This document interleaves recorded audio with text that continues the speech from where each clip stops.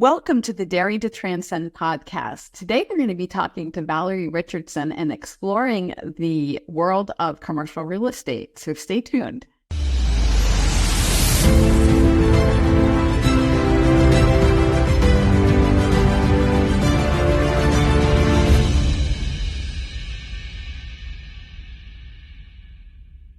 So today I'm excited to welcome Valerie Richardson to the show. Valerie has over 40 years experience in retail real estate, working for brands such as Trammell Crow Company, Ann Taylor, Barnes & Noble, and most recently The Container Store, where she has led the real estate team for 19 years. An active industry participant and advocate, Ms. Richardson was elected chairman of the ICSC for the 2018-2019 term after having served on the board of trustees since 2004.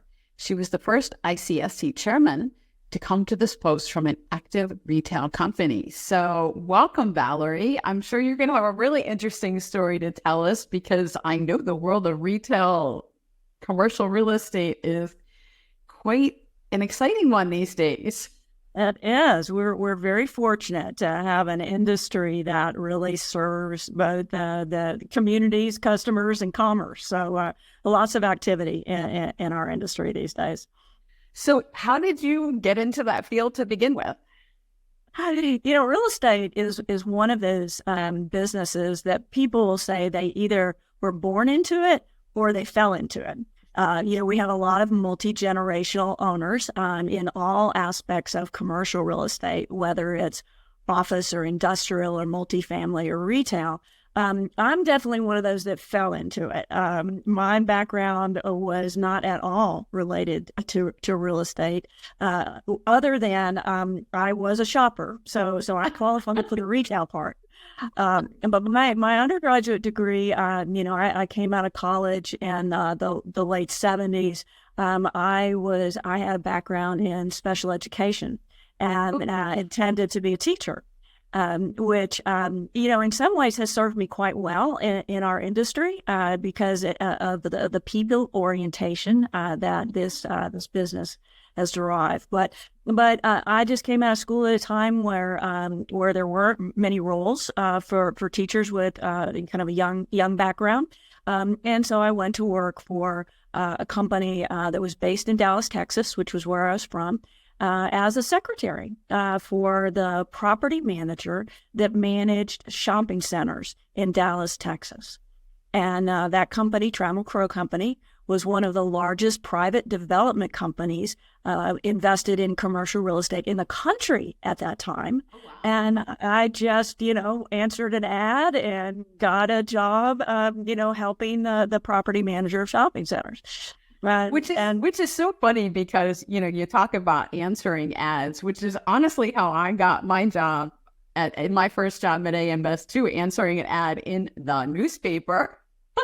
It's funny, people look at you like now, like you've got two heads when you say that. Yeah, it's like, what's an ad in a newspaper? Exactly. So, here I was, very, very young, right out of college, and and that particular role. If you think about a shopping center, and you think about how, in your own neighborhood, maybe there's a grocery store that you like to frequent. There's several small tenants, maybe your dry cleaner, could be a Chinese restaurant, maybe there's a shoe store, lots of different combinations of types of tenants. But when you're on the property management side, you're working on the physical real estate. So you're dealing with things like exploding toilets and roof leaks. And the invasion, right now, I guarantee you in the Southeast, they're dealing with the invasion of the 13 or the 17-year cicadas, right? Yeah. And so it's all of those things. And then you've also got the tenants that didn't pay their rent this month that you need to track down. So there's a lot of interaction, on the property, and not necessarily always positive things. But for me, it was a really great way to learn to appreciate all of the aspects it takes to manage a property. And then I was able to move over onto the transaction side, which really shaped my personal career. And transactions in retail real estate is similar to other commercial segments, office or industrial, where you are either representing a property and you're trying to find tenants that can lease space in that property, or you're representing a tenant who's looking to grow and you're evaluating the different properties. So when I was at Trammell Crow, I had certain shopping centers that I was responsible for, and I would seek out tenants. In those days, you might remember this kind of stuff, but in those days, you would do what we called cold calling, which I remind you that I was in Dallas, Texas in like August, where it was anything but cold. And, at that time, we dressed in our little navy blue suits, and we had little rosette ties. You remember those? Oh, my God. I never wore any. I never wore that, but, the suits, totally. That's such a throwback. So literally door to door, asking for the manager or asking for the owner to see if they wanted to relocate their store or open another store, in our shopping centers. So there's an awful lot of interaction with small businesses, as you're learning the industry. And then you, over time, you learn to deal with more of the institutional and prominent, what we would call anchor tenants. And then I had the opportunity to learn how to actually manage a project under development. So, working with the cities on the land and working with the approvals and all of that. So creating value, creating community, right, within an area. So for me, that first 10 years of my career was about that ownership view of creating value for customers. And a wonderful training ground. And arguably in Dallas, Texas, in the 80s, a lot of great activity going on. Yeah, a lot of wonderful growth in the market. So that was kind of the first stage of my career. That's really interesting. And that whole idea of cold calling and like walking into stores and talking to people, I mean, that makes almost anybody cringe, right? Only the most outgoing people often can get themselves to do something like that. So how was that for you? I mean, and I tell you, every Myers-Briggs I've ever taken, I am far on the introvert side, and it just goes to show you that whatever your natural characteristics are, you can learn how to present yourself in a different way.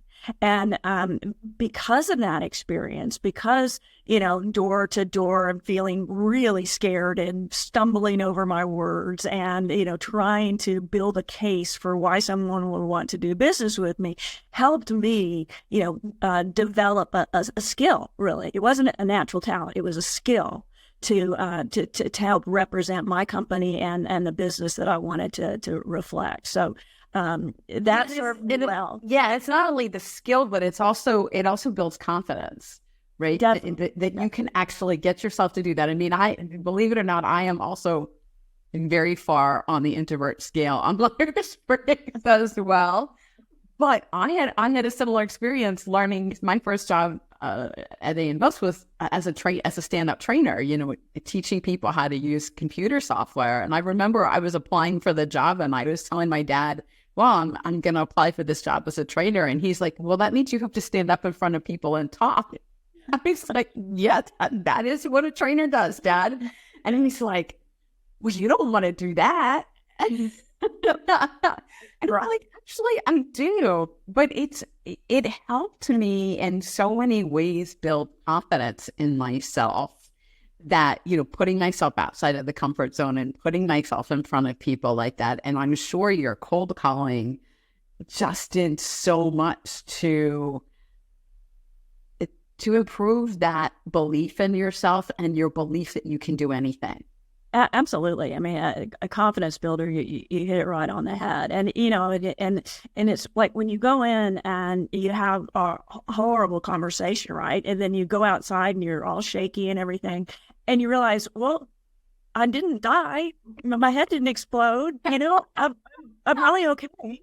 And you think, okay, what can I learn from that? What's the other person doing? Did I just hit them in a really bad time? And you learn how to read the signals, right, from the people that you're interacting with. And it builds that confidence and it gives you tools in your toolbox to be able to pull out at different times when it's appropriate. Yeah, absolutely. So, okay, so that was the first 10 years of your career. You went through all of that and learned project management. And then what happened? Okay, so at the end of my career, my time with Trammell Crow, the business had shifted. There had been some legislative changes. The entrepreneurial development spirit kind of was shifting in the company. It was becoming more of an asset management company. You know, they were globally, managing properties for American Express around the world, but just different types of things. And I recognized about myself that I enjoyed the transaction side of the business, the out there making deals. That's what was motivating to me. And because of relationships that I had built over time, which is going to be a key theme, at least through my career, I learned of a company that was getting ready to launch an expansion of a new format. And if you remember, back in the early 90s, bookstores were basically based in regional malls. These names, Scribner, Doubleday, B. Dalton, right? Small bookstores that were based in malls that had department stores and roofs over them and stuff like that. Well, here in New York, the owner of all of those small format brands had conceived of a large format bookstore that he felt like could create community in an open air environment instead of in an enclosed mall environment. And Lenny Riggio bought the Barnes & Noble name, which had been here in New York City since the late 1800s. He bought that name out of bankruptcy, and he was going to use that name to launch a superstore concept. So I was on the initial real estate team working for Barnes & Noble as we introduced Barnes & Noble superstores to the real estate community. So here we were coming in with initially 15,000 square foot stores, then 20,000 square foot stores, then 25,000 square foot stores.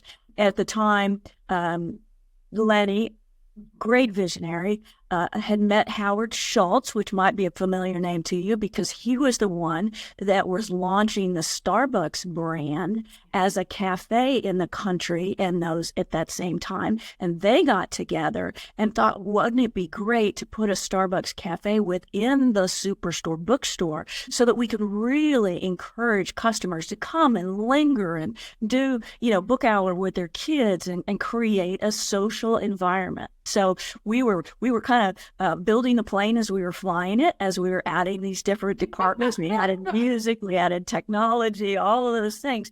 But built in my time there, my 5 years there, almost 400 stores, created $1 billion business because of the vision of this man and the right time in the country to really present this retail format to communities. So it was very, very exciting. It was kind of like the Oklahoma land rush because it wasn't just Barnes & Noble. There was also a competitor out of the Midwest called Borders. And then in the mid-90s, Jeff Bezos launched his Amazon booksellers. So you had all these different things going on and the opportunity to really present your brand in a strong way that was resonating with the customers. It was very, very exciting. Yeah, and I have to admit I am a big fan of Barnes & Noble stores.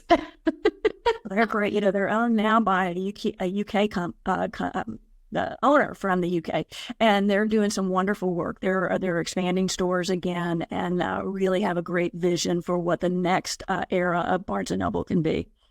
Well, I love bookstores. I mean, there's something. I like the convenience of Amazon. Well, you're an author. I'm sorry. I'm an author. Yes, I'm an author. And I love to just go in and browse bookshelves and just see what's new and what's out there. And, flipping open the pages of a book. I don't know. I read a lot electronically, but there's still nothing like a book for me. Absolutely. And I think, people are creative like you. You get inspiration, right? When you see other authors, even if it's totally different topic than you would present, it is. It is. Feeds that creativity in all of us, I think. Yeah. But anyway, we digress from sorry.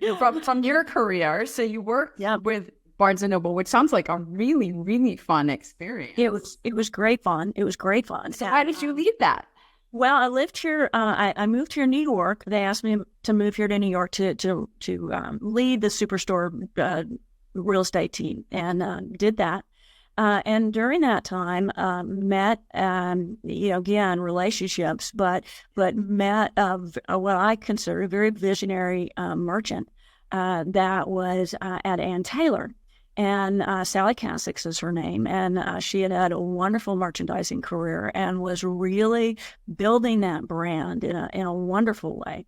And over the months, and it was very many months, because I loved my role at Barnes & Noble, she encouraged me to join their team, given what their plan was to grow that company. And so, eventually you just feel a connection with somebody and you think, yeah, maybe I can add value, or maybe I can help execute this vision. Because that's one thing that I've learned about myself, besides the fact that I like the transaction side of the business, is that I'm not a creator. I'm not like you. I can't envision a character and write, a trilogy about it. But I can stand on the mountaintop with the visionary and have them wave their arms and describe what they want to accomplish. And I can be part of the team to go implement it. I can do that. If You're an executor. You're an executor. I'm an executor. You can take this Executioner is probably not the best word, but yes, I can do that. But not steal the vision and expand the vision and bring that vision into reality. Exactly. And here's to me, this part of my career is actually quite interesting for me, because I joined Ann Taylor at a time that they were very aggressive. Their stock value was very good. They had like 90 stores in the pipeline. They had a great team. However, they went through a period where the fiscal responsibility at the leadership level of the company was not as strong as it should be. They essentially had overextended themselves. They were moving a distribution center from Connecticut to Kentucky. They were looking at launching a denim brand, a shoe brand. They were doing a flagship store in New York, a flagship store in San Francisco. There's things about it. It's like, if you think about a thoroughbred horse that is super, super talented, and can run like the Dickens, if you don't have a good bridle on them, then they'll be all over the racetrack, right? They can only hit the finish line if there is good, solid guidelines for them to execute to. And I think that's the issue that we had in Ann Taylor. And Sally said it the best. She was very self-reflective, and she said, you can be in this business, you can be a peacock one day and a feather duster the next. That's a great. I love that saying, because it's so true. It's so true. Things can turn on a dime, but I love the point that you're bringing out with, vision and getting to scatter with your vision. I mean, visionaries often do that. Like, idea people are great. We need idea people. We need the people that can create and come up with ideas. But sometimes, to your point, visionaries, come up with this idea and this idea and this idea and this idea, and they're always coming up with ideas, and they are not always good at filtering the ideas and to your point, staying focused. That's right. And you really have to have the right team to be able. And sometimes it's very difficult with a really strong visionary to say, "Oh, wait, maybe we shouldn't do that right now." Yeah. That's hard. And we had to reset the business. We had to decrease the number of stores that we were opening. We had to lay off people in the business. We had to reestablish our financial stability. And we were fortunate in that our stores were profitable, because a lot of retailers, if their stores are not profitable, then they can't make it through to the next stage. But that was not the case at that time. But the leader takes the hit, right, when there's a major change like that. So she was exited from the business. But before she left, we're going to go back to the mountain for a minute. Before she left, I had the opportunity to meet with her, and she described to me a new division of the company that was recognizing that there were women at that time, this is in the 90s, women at that time that had the same fashion sense and style and appreciation for Ann Taylor clothes, but didn't have the money. They were younger. They were moving up through the business. She had an entire story about how this young woman, started in California with Fred Siegel, which is a great retailer, moved to Chicago, lived in a loft there, worked with Gordon Siegel of Crate and Barrel, moved to New York to really start her fashion business. And she had, a certain fashion sense, but she was, she was early in her career, so she didn't have the money that, an established, more mature woman would have. That became Ann Taylor Loft.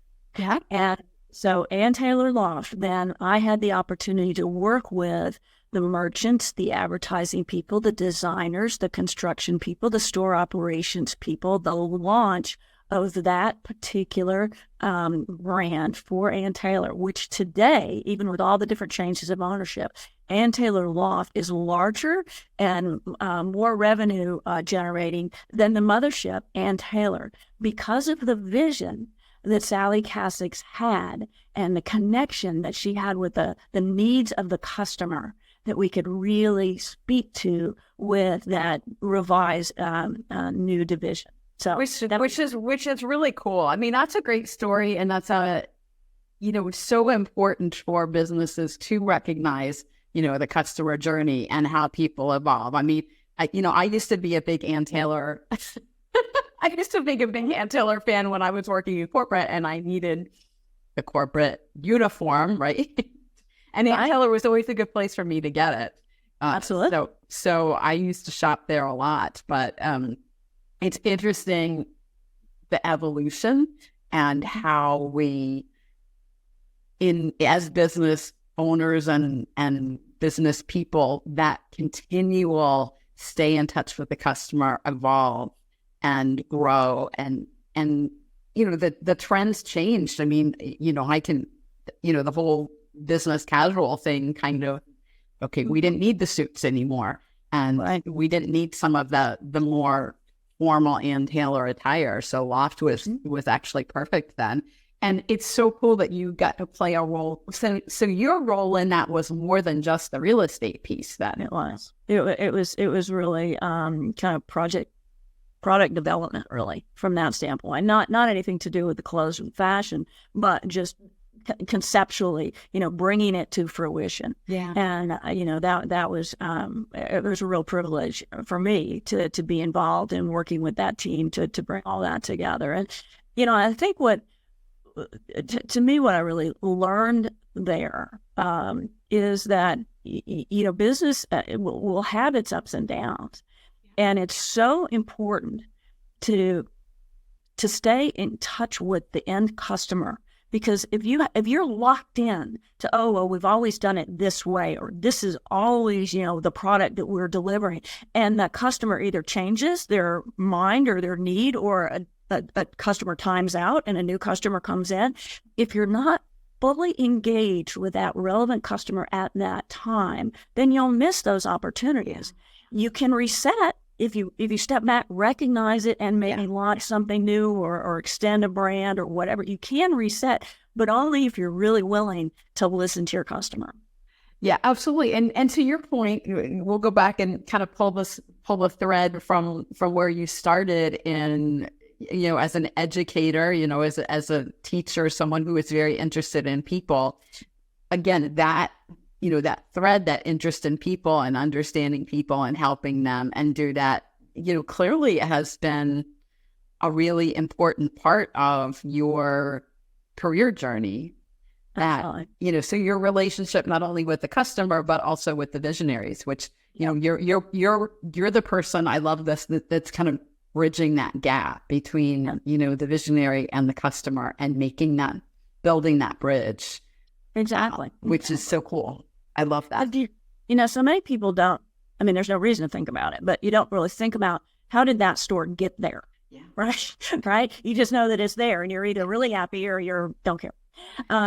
So it is a bridge. It's a bridge of that vision of what that brand or what that product offering is, and the customer that has an affinity for that product or service offering, right? And so the real estate is what links those together. Yeah. If I go into a market and I know about my customer, I can find them. The technology is such now that you can find where the clusters are of that customer that has a propensity for what you're offering. And so that I need to go on the east side of town, not on the west side of town, or, I need to have 5 stores in this market, or I need to have 1 store in this market because of the customer base and because of your connection with who that customer is. And that's what allows brands that are involved in retail and retail real estate can be really successful by finding that connection, that bridge from the brand to the end user, to the customer. Which is incredibly awesome. Now, I know we still have one more step to go on your career journey, and I also want to talk about the International Council of the Shopping Centers. But before we dive into that, I just want to pull back a little bit and look at your growth as a leader during all of this, not just your growth as someone who's able to, execute the vision, create the vision, bring the vision into reality, right? Sure. But you obviously not only were a part of the team, but you had to have a team of people that were helping you too. How did all of this experience shape your leadership? Well, there was a lot of trial and error. I'll say that. I had a lot of learning to do, because when you go from a very focused one-on-one kind of role, right? I was a leasing agent for a company, and I was looking for tenants that wanted to go in my space. So that was me and them, and very, very focused. To then, okay, I'm going to lead a new development project. Well, in a new development project, there's an architect, there's a designer, there's an urban planner, there's a construction guy, there's other leasing agents, there's all of those. And so, learning enough about those different roles to be able to have good collaboration with them, right? And to have credibility with them. Right. That's really important. There funny thing we used to say, those of us that were women in the, construction development business at the time, don't wear a skirt on inspect the roof day. That was kind of, that was one of those learnings, right? Yeah. Right. As being aware of your surroundings, have credibility, know what you're dealing with, yeah. and kind of incorporate that into the relationships that you're building with the different roles that are significant in the project that you're handling. So whether that was building a shopping center or whether that was opening a new store, and a lot of the roles actually are quite similar. There's always the creative side, then there's the design and architecture side, and there's the construction side, there's the merchandising side. Whether you're merchandising a shopping center by putting all the right little tenants together, or you're working to help merchandise a store to make sure you have the jeans in the right place and the jackets in the right place. So those skills really apply in different types of experiences within the retail real estate world. And I would argue that probably would transcend into certainly other commercial real estate and other industries as well, because it's respect for the people that you're working for and working with. It's recognition of the talents that they're bringing to the table, and it's helping to clarify what the goal is and make sure that you're holding everyone accountable to achieve that goal. And, I think those things, just as I moved through my career, would learn, would get better at, and then would apply kind of the next time around. Yeah. So I love, respect all the way around. That's so important, respect, because respect is what builds trust ultimately. And, being able to navigate and learn enough about what's going on around you, staying very present to what's going around you, which are both great skills. So that brings us to where you are in your role now. And how have you brought all those skills forward into where you are now? Well, I have to do a little in between because there was 20 years in between that. So I was had been at Ann Taylor for about 5 years, and my husband and I decided it was really time to go back to Texas.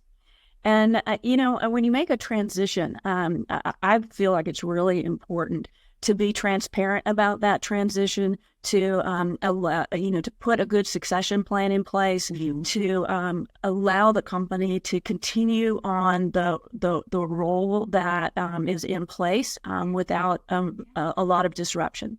So I gave Ann Taylor 6 months of notice that I was going to move back to Texas.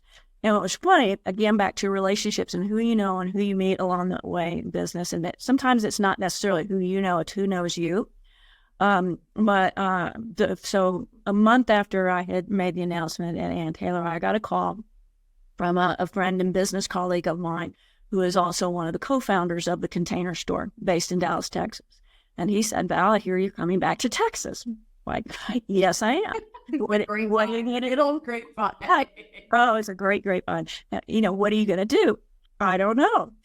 He said, well, I think you should come to work for the Container Store. I'm like, well, that sounds interesting. So I flew down to Texas. I met with the other founders. I met with some of the team. I essentially came back to New York with the job, them knowing that I wouldn't be there for another, 5 months. And so it worked out perfectly for Ann Taylor for their succession planning. It worked out great for me and for the Container Store. So I spent 20 years there working initially for the co-founders and then for folks that had grown up in the business.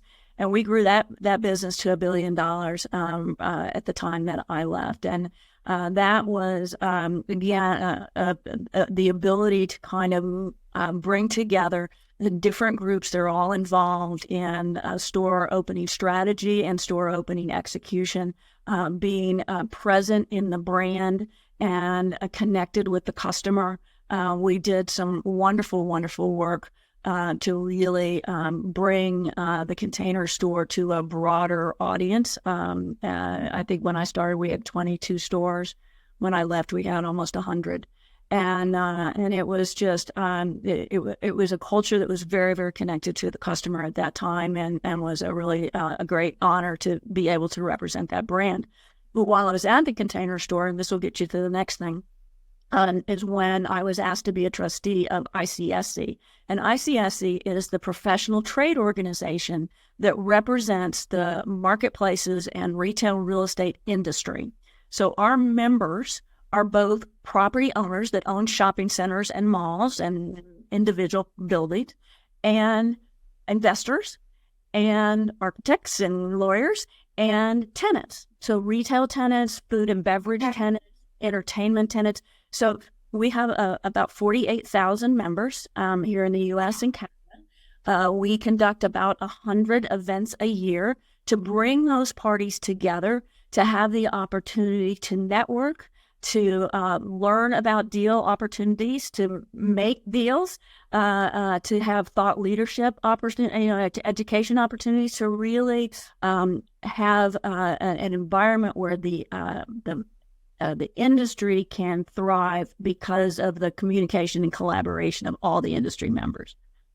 Yeah, so I guess that's really especially important in this environment where the retail world is undergoing such a huge transition.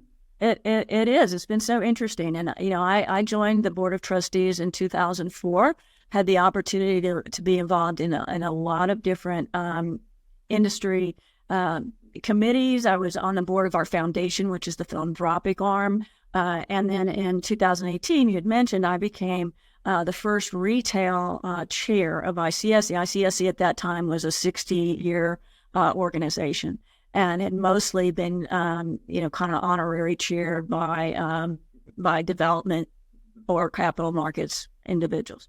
And what was interesting in 2018, so that remember this was before the pandemic. It's hard sometimes for us to remember that there was a before the pandemic.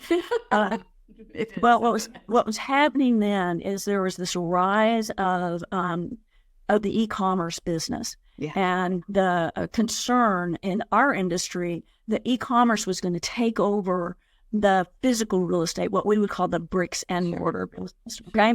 The phrase of that year was, is there a retail apocalypse? And so here I was on stage at all these different events talking about, no, there's really not a retail apocalypse. Customers really do like to shop in lots of different ways, right? And some of them like to shop on their couch at 11 o'clock at night after they put the kids to bed. Some of them want to go touch the merchandise in the particular store that they're at. Some of them, want to order their tomatoes online. There's so many different ways the customer wants to shop. And we in our industry, particularly on the retail side, because of that customer connection, evolves to create the opportunities to connect with that customer in different ways. And that's what was happening at pre-pandemic. And it got accelerated during the pandemic. Yeah, but interestingly, in our country, in just the U.S., retail sales, and that include like food and beverage, but not automobiles, okay? Because not automobiles. $5 trillion, with a T, $5 trillion a year in sales, okay? E-commerce itself, as a part of that $5 trillion, is only 15%, 15%. Still, post-pandemic, it spiked up a little bit to 16.2% when people couldn't leave their house very much. But remember, you could still go to the grocery store. You could still do other things, right? So 15% right now is where e-commerce is as a part of the $5 trillion industry in the U.S. Interesting. And so So Amazon hasn't taken over the world yet. No, and Amazon, well, their retail sales is about 7%. Because e-commerce is, they absolutely connect that with Amazon, and they think they've got 60% of the market, right? They're about 7% of that $5 trillion. Then there's what we call pure play. Pure play retailers only sell online. Yeah. You see some of the cosmetics folks, right? Or some of the fledgling businesses, they're only online. They don't have any stores at all.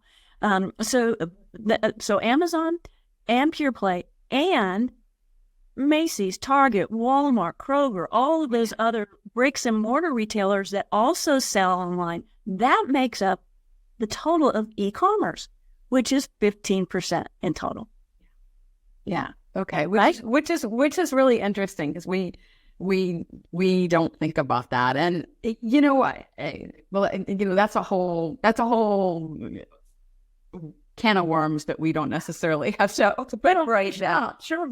But so your role now with that organization, in trying to navigate the changing environment, in trying to navigate how brick and mortar and e-commerce all work together. Because I mean, for me, I like stores that have both. Sure. Because I like to be able to, buy stuff online, but then go, either return it to the store or, go, if I'm looking for things, go try things on. And Lovely. You can't always tell what things are going to look like. Right. Until you have it on. And you're right. And so having all those different opportunities, those options, that's really where the customer wants to be, right? I want to do it this way for this thing, that way for that thing, this time, sometimes both. And that's, I think, the retail community, particularly during the pandemic, they really stepped to the front on how they could connect with their customers in the most efficient way. And some didn't do it well, and they're gone.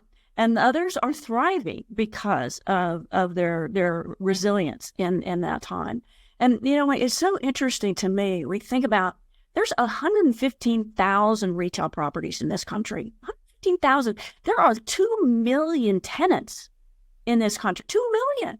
And we represent over 30 million jobs. 15% of the job market is retail related.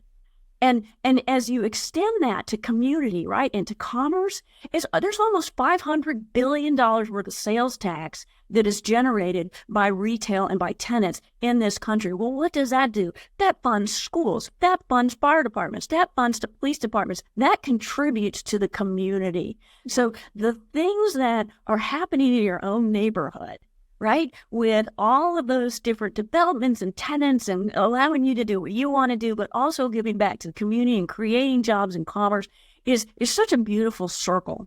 And that's really what ICSC does. ICSC brings that group together so that, and as you say, navigating through the changes, we're bringing thought leadership together. We're having panels at presentations. We're doing things on the web as well as in live events so that our members can learn what are those trends that are really resonating with the customer. What are the things that we should see doing in technology that is positively impacting the retail real estate business, and how can we learn from each other in a way that that elevates the entire business.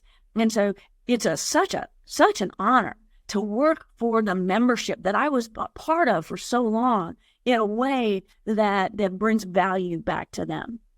Yeah, and I love how passionate you are about it. And I love how, all throughout your career and clearly throughout your leadership, your focus on the customer, your focus on people and relationships, has really been the grease, so to speak, of your career and everything you've accomplished. So yeah, it's been a lot of fun. And I think, and maybe some of that comes with life experience, but I'm not afraid to say what I don't know.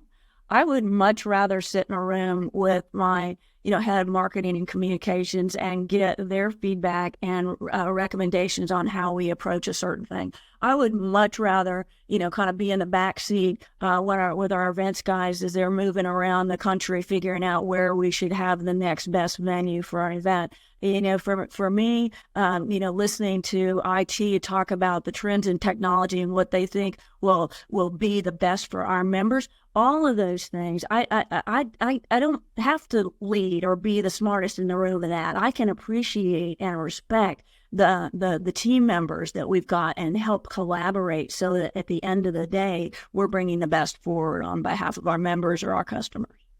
Which is beautiful. And again, it comes down to respect, which you brought up earlier. And that's such a beautiful element and such an important aspect of leadership. So thank you so much for sharing all your wisdom and your story today. Really fascinating dive into the world of it's kind of an unexpected world. You don't really think about how all that comes together. Yeah, you don't really think about how all that's entwined in our lives and the people behind it, like yourself, who are bringing those visions to life in a very physical, way.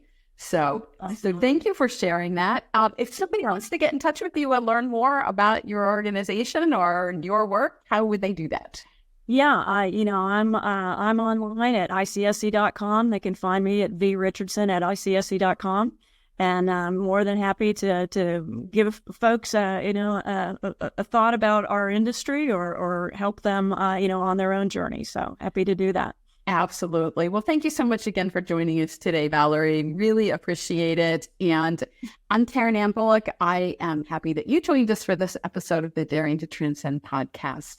Make sure that you click follow so that you don't miss any episodes. And if you're interested in connecting with me, you can reach me at Karen@daringtotranscend.com or on LinkedIn. Have a great week and we'll see you next time.